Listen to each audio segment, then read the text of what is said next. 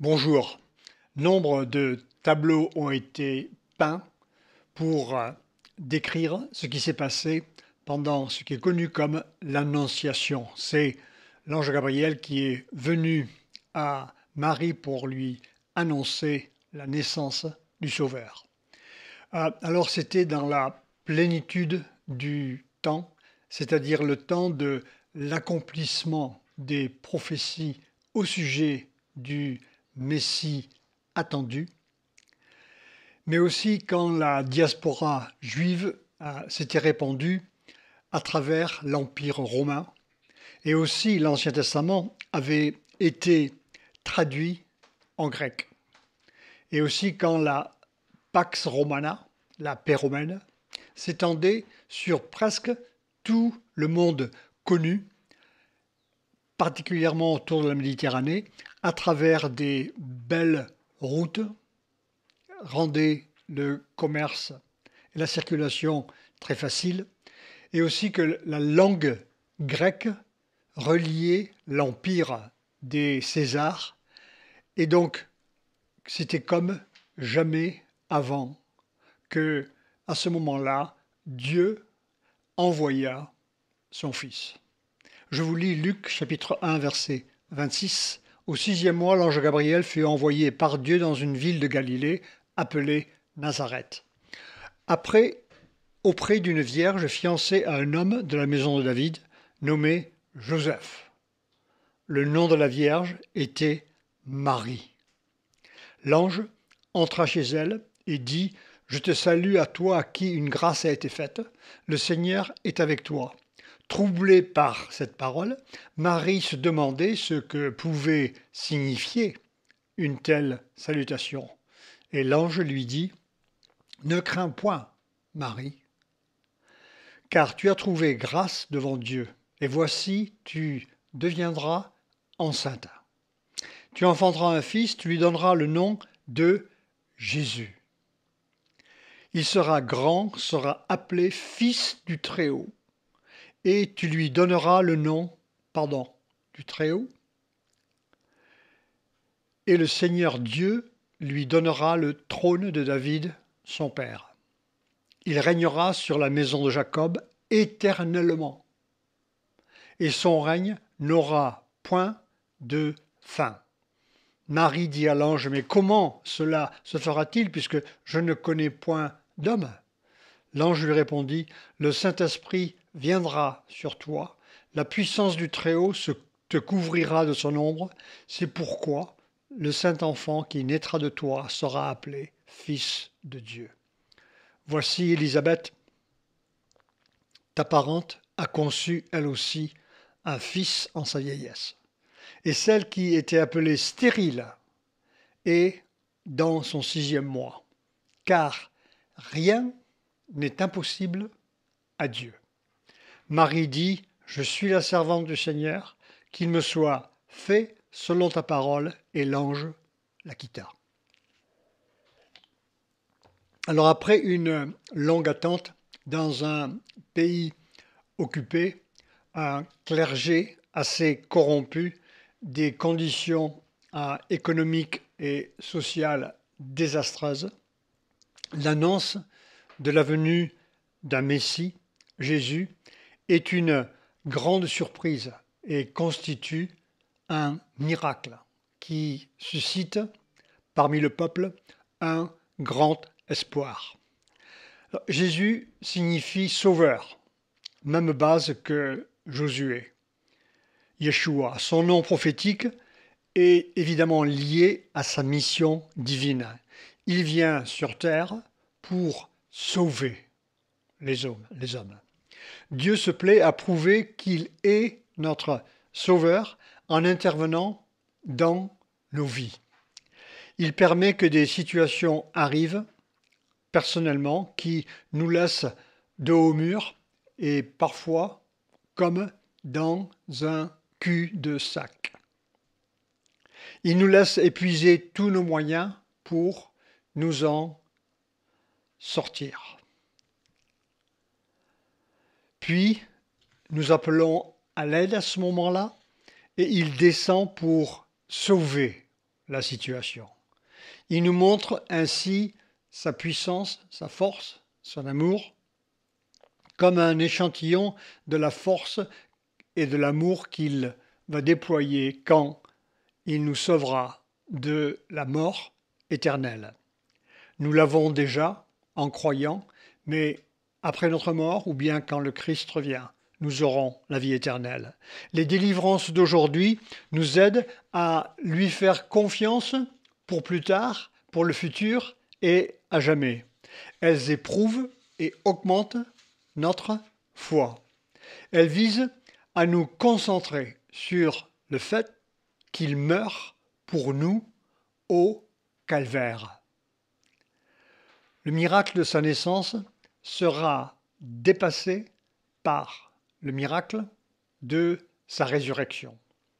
Il est mentionné qu'Élisabeth et Zacharie avaient miraculeusement conçu leur fils Jean-Baptiste, car Élisabeth était stérile. Zacharie, le nom signifie « Dieu s'est souvenu ». Le contexte de cette annonciation ici de Jésus est l'attente d'un sauveur Messie qui a duré pendant plus de 400 ans, période pendant laquelle la Judée et la Palestine sont d'abord assujettis aux Grecs, Alexandre le Grand et ses successeurs au IVe siècle, et ensuite aux Romains, notamment l'armée du général Pompée avait envahi Jérusalem en 71 avant Jésus-Christ. Le climat spirituel était aussi mauvais à cause du laxisme et, comme je le mentionnais, la corruption religieuse au temple de Jérusalem. Alors, dans cette situation critique, l'ange Gabriel est d'abord envoyé pour annoncer à Zacharie que sa femme Élisabeth aura un fils malgré qu'elle soit stérile et avancée en âge. L'arrivée de Jean-Baptiste est un miracle. Cet ange annonce la mission de l'enfant qu'elle aura. Dans Luc 1,13, il dit « Mais l'ange lui dit, n'aie pas peur Zacharie, car Dieu a entendu ta prière. Élisabeth, ta femme, te donnera un fils que tu nommeras Jean.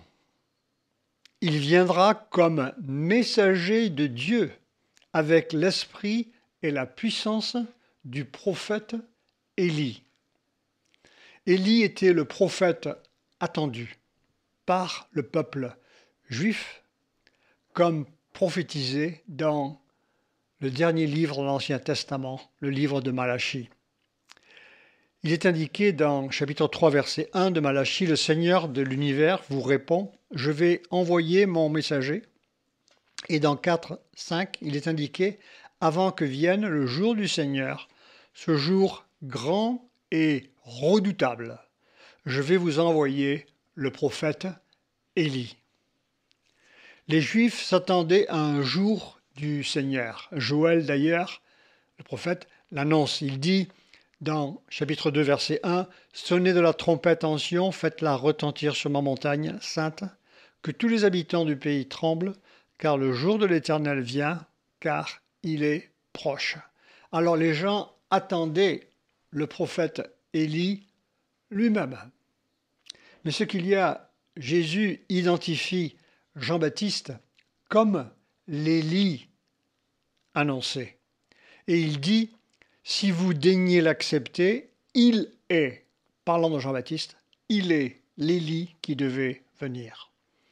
Alors l'esprit d'Élie, ici, signifie l'esprit de fidélité et de zèle envers Dieu dans lequel le prophète Élie avait confronté le peuple de Dieu et au sujet de son détournement vers les divinités païennes comme Baal et Astarté. Alors maintenant, Marie va, après qu'elle est enceinte, elle va aller voir sa cousine Élisabeth. Dans Luc 1,39, cela est rapporté. Dans ce même temps, Marie se leva et s'en alla à Nath vers les montagnes dans une ville de Juda. Elle entra dans la maison de Zacharie et salua Élisabeth. Et qu'il est bon que les chrétiens puissent avoir des relations fraternelles avec ceux qui sont proches et ceux dont les intérêts sont les mêmes. C'est ainsi qu'on peut se fortifier. Et c'est ce que Marie fait. Dès qu'Élisabeth entendit la salutation de Marie, son enfant tressaillit dans son sein. Et elle fut remplie du Saint-Esprit. Elle s'écria d'une voix forte, « Tu es bénie entre les femmes, et le fruit de ton sein est béni. » C'est une prophétie. « Comment m'est-il accordé que la mère de mon Seigneur, dit-elle, la mère de mon Seigneur, vienne auprès de moi? Car voici, aussitôt que la voix de ta salutation a frappé mon oreille, l'enfant a tressailli d'allégresse dans mon sein. Heureuse celle qui a cru, parce que les choses qui lui ont été dites de la part du Seigneur auront leur accomplissement. » Élisabeth affirme par l'Esprit de Dieu, en prophétisant que Marie est enceinte et que l'enfant est le Seigneur. Cette révélation prophétique a pour but de confirmer à Marie ce que l'ange Gabriel lui avait dit auparavant, qu'il est bon d'entendre une prophétie qui vient de Dieu pour confirmer des choses importantes dans nos vies. Et ici, Élisabeth sait qu'elle a en elle, elle est enceinte du bébé qui est la personne qui va annoncer la venue du Messie. Alors, le messager, il est dans son sein depuis déjà 6 mois. Mais maintenant, elle est devant sa cousine Marie. Elle peut lui dire le Messie qui est Jésus et qui est Dieu. Il est en toi. Il est là. Vous imaginez la réaction de Marie, de savoir cela. Dieu fait homme, au sein d'une femme qui ne l'attendait pas, une femme humble. Mais on peut voir comment Marie a réagi à cette annonce. Dans ce qu'on appelle le Magnificat, le chant de Marie, dans Luc 1, 46, je vous le lis. Marie dit, « Mon âme exalte le Seigneur. Mon esprit se réjouit en Dieu, mon Sauveur. » Ne faut-il pas se réjouir en Dieu, parce qu'il est souvent très difficile, même de nos jours, de se réjouir dans les choses qui se passent autour de nous. La situation que nous avons dans tous les domaines. Mais il y a toujours moyen de se réfugier en Dieu et de se réjouir en lui, comme Marie le fait. Et elle dit parce qu'il a jeté les yeux sur la bassesse de sa servante. Car voici désormais toutes les générations me diront bienheureuse. Parce que le Tout-Puissant a fait pour moi de grandes choses. Son nom est saint. Sa miséricorde s'étend d'âge en âge sur ceux qui le craignent. Il a déployé la force de son bras.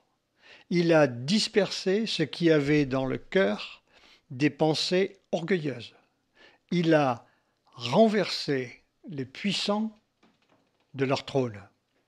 Il a relevé les humbles. Il a rassasié les biens,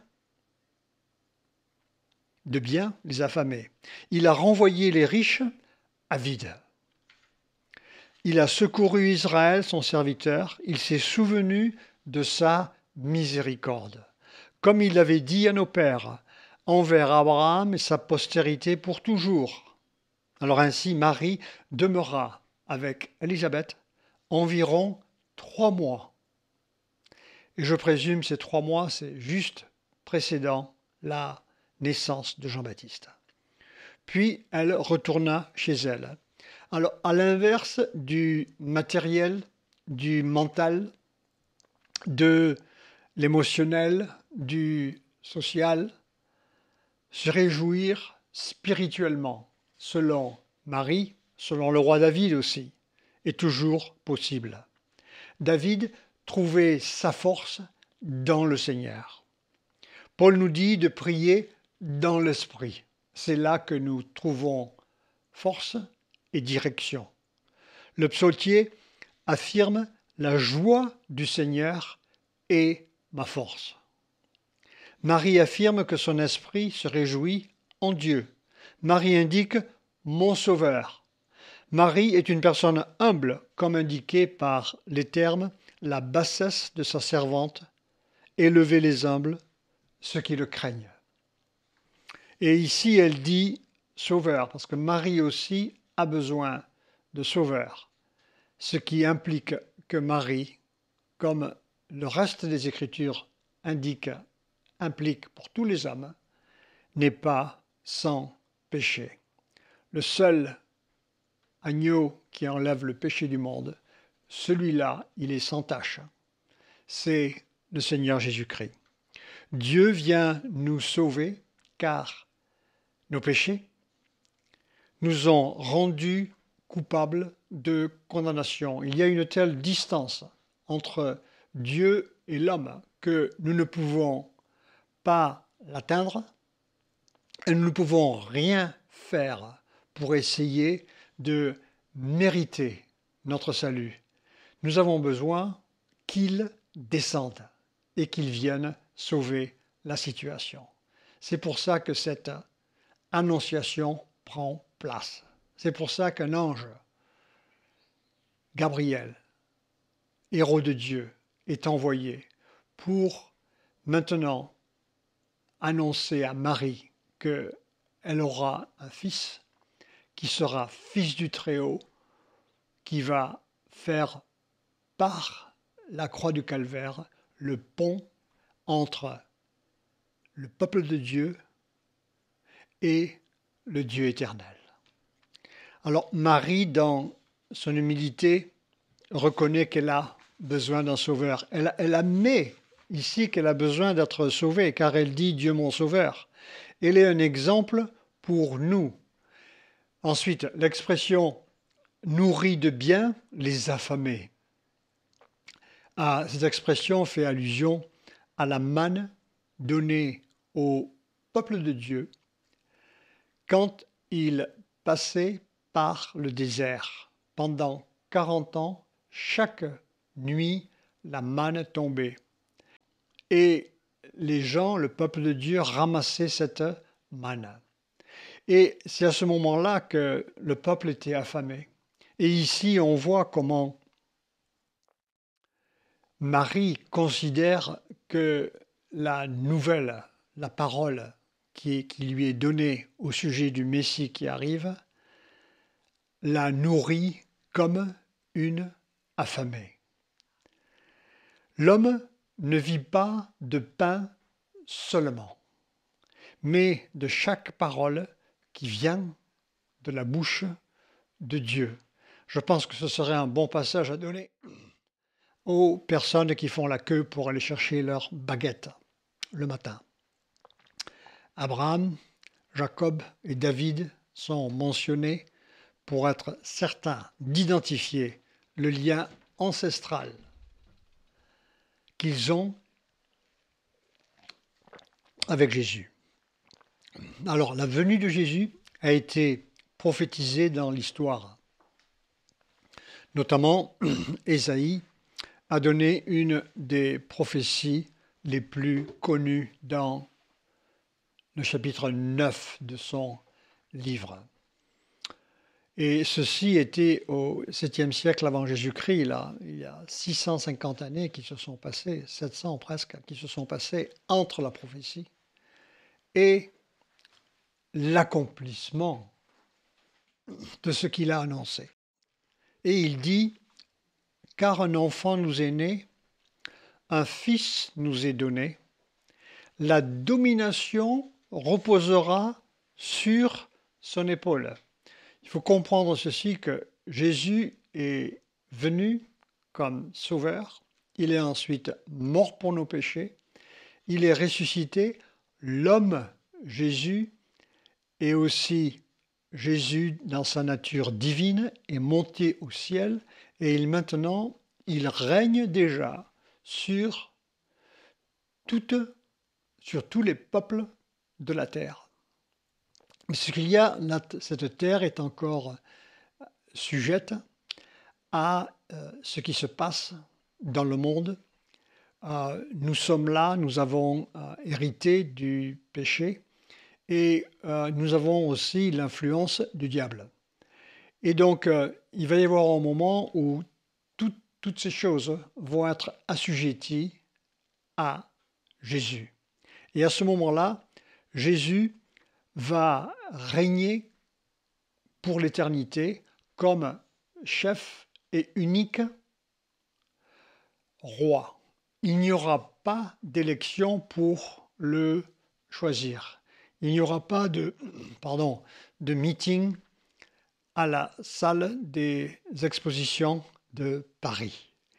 Il n'y aura pas de choix de candidats. Il n'y aura pas de sondages qui seront faits. Il sera un roi souverain. Ce qu'il y a, nous sommes souvent habitués à des rois, des monarches qui ont abusé du pouvoir et qui souvent n'avaient pas beaucoup de sagesse. Mais ici, le roi qui va régner pour l'éternité, il est extrêmement sage, mais aussi, au-dessus de tout, il est plein d'amour et il est pour nous. C'est pour ça que nous devons lui faire confiance pour sa tâche éternelle. Ensuite, Ésaïe dit, on l'appellera admirable, conseiller, Dieu puissant, Père éternel, Prince de paix. Donner à l'empire de l'accroissement et une paix sans fin au trône de David et à son royaume, l'affermir, le soutenir par le droit et par la justice. Vous savez que il arrive parfois que la justice, dans différents pays du monde, à travers l'histoire, s'est trompée. La justice de Dieu ne se trompe jamais. Dès maintenant et à toujours, voilà ce que fera le zèle de l'Éternel des armées. Alors, il est indiqué que Dieu déploie la force de son bras. Dieu disperse, selon Marie, ceux qui avaient des pensées orgueilleuses, il renverse les puissants de leur trône et il élève les humbles. Beaucoup de gens humbles sont abaissés de nos jours et ils n'ont pas le moyen de faire connaître leurs opinions. Mais le jour viendra, si vous vous êtes réconciliés, ou bien, mieux encore, si Jésus vous a réconcilié à lui, et qu'il vous a fait briller en votre cœur la lumière de sa grâce, que ainsi vous serez élevés, et votre humilité vous donnera accès à la vie éternelle. Les chefs s'attendent à ce que Dieu suscite un Messie de ce temps-là qui serait issu des allées du pouvoir ou bien de l'armée, parce que c'est ce qui se passait dans l'histoire de Juda et d'Israël. Alors ici, au contraire, Dieu va rendre visite à un peuple qui n'est pas reconnu, qui est faible, qui ne compte pas pour les grands. Et il voit que ce peuple est en prière, en dehors de la capitale, de Jérusalem, dans un endroit qui a aucun attrait économique, culturel ou social. Paul dit que la puissance est déployée dans la faiblesse. Il dit aussi que Dieu a choisi les faibles afin de faire briller la sagesse et la puissance de Dieu et réduire à néant la sagesse et la force des grands. Dieu vient à un endroit qui est totalement inattendu, Nazareth, vers un groupe qui aussi ne s'y attendait pas du tout, comme Marie. Il arrive aussi à un moment que l'on n'attendait pas.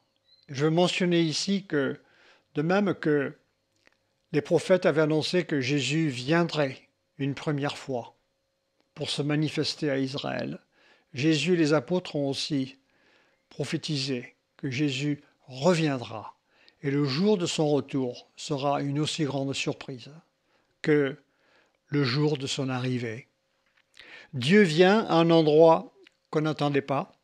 Selon le prophète Zacharie, ce n'est pas par la force ni par la puissance, mais par son esprit. Élisabeth va avoir un enfant dans sa vieillesse, car rien n'est impossible à Dieu. En ce qui concerne Marie, le Saint-Esprit a conçu miraculeusement l'enfant Jésus en elle, car rien n'est impossible à Dieu. Que Dieu vous bénisse. Rien n'est impossible à Dieu pour vous. Seigneur, je prie que chaque auditeur puisse aujourd'hui comprendre que, en lumière de ces textes de l'Évangile qui sont inspirés par Dieu, il puisse saisir la vérité que rien n'est impossible à Dieu. Que tant que l'ange Gabriel est venu rendre visite à ce moment précis, que Dieu viendra dans toutes les situations rendre visite, affermir et faciliter à chacun, à chacune ici, qu'elle puisse se réconcilier à Dieu. Que dans cette annonciation, chacun puisse y voir le fait que Jésus est venu, comme son nom l'indique, pour le sauver ou la sauver. Que Dieu vous bénisse. Amen.